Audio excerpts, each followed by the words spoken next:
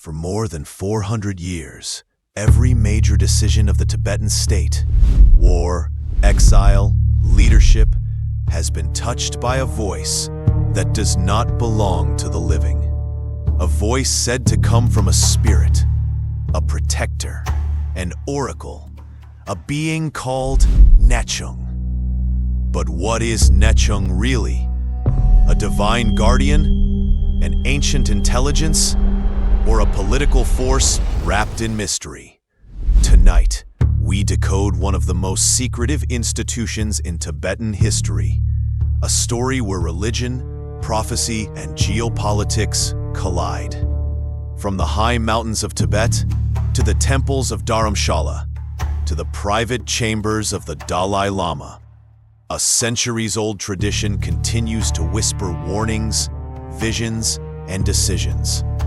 The Nechung Oracle is not just a monk, not just a ritual, not just a symbol. It is believed to be the living voice of a spirit, Pehar, the protector of Tibet. But where did this spirit come from? How did it gain influence over kings, Dalai Lamas, and governments? And in a modern world ruled by science and geopolitics, can a spiritual oracle still shape the destiny of a nation?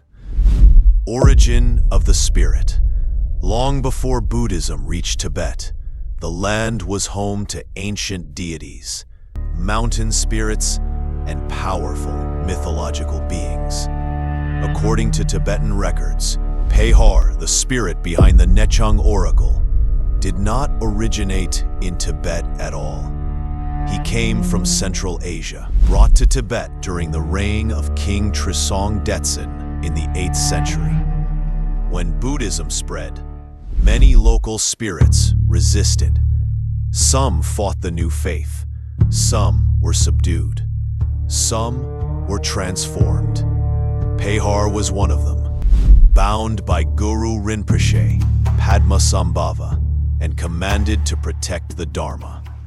Over time, this spirit became the state protector of Tibet, feared, respected, and consulted during crises.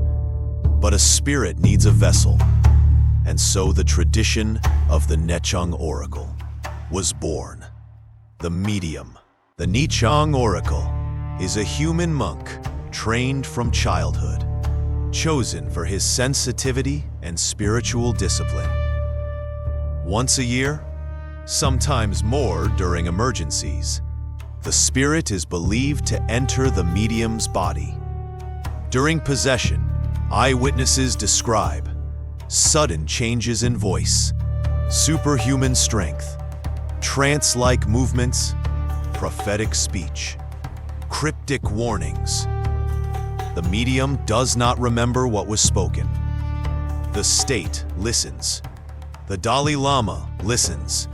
History listens. In 1959, during the final hours before the uprising in Lhasa, the Nechung Oracle's warning played a direct role in the Dalai Lama's escape to India, a prophecy that changed world history. Nechung in exile. After Tibet fell under Chinese control, the Nechung Monastery was destroyed. The oracle and monks fled to India with the Dalai Lama. Today, Nechung Monastery stands in Dharamshala, rebuilt, active, and still performing ancient rituals. And the oracle continues to advise the Tibetan leadership on political risks, environmental dangers, national decisions, future predictions. But in a modern democratic system in exile, how much influence does the oracle still have? And does a spirit still hold political power? Faith versus science. Science has never verified the existence of spirits or possession. Neuroscientists explain trance states as altered consciousness, dissociation, cultural expectation, ritual-induced suggestion. Science can read the brain's signals, but the moment life ends, its knowledge stops. What happens after remains a mystery. But Tibetan tradition sees it differently. For Tibetans, the oracle is not entertainment. It is not superstition. It is a bridge between the physical and non-physical worlds. Even the 14th Dalai Lama, known for promoting science, from our institution, now really appreciate the explanation, scientific explanation. At the beginning, little hesitate, but then eventually, now everybody accept it. It's very useful. Therefore, now we already introduce the lesson about science. Continues to consult the oracle during major moments, though now with a more questioning, rational approach. This raises a deeper question. Is Nechung a supernatural being? Or is Nechung a cultural force that shaped Tibetan survival for centuries? Controversies and criticism.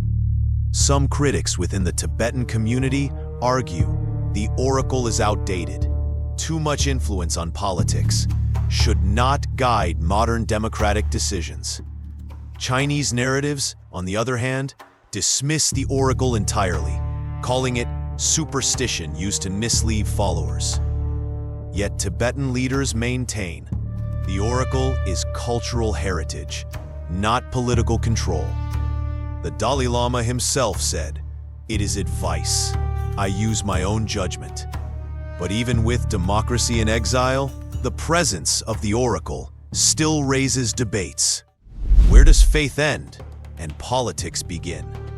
How much unseen influence shapes Tibetan decisions? And who truly speaks through the oracle? The mystery today.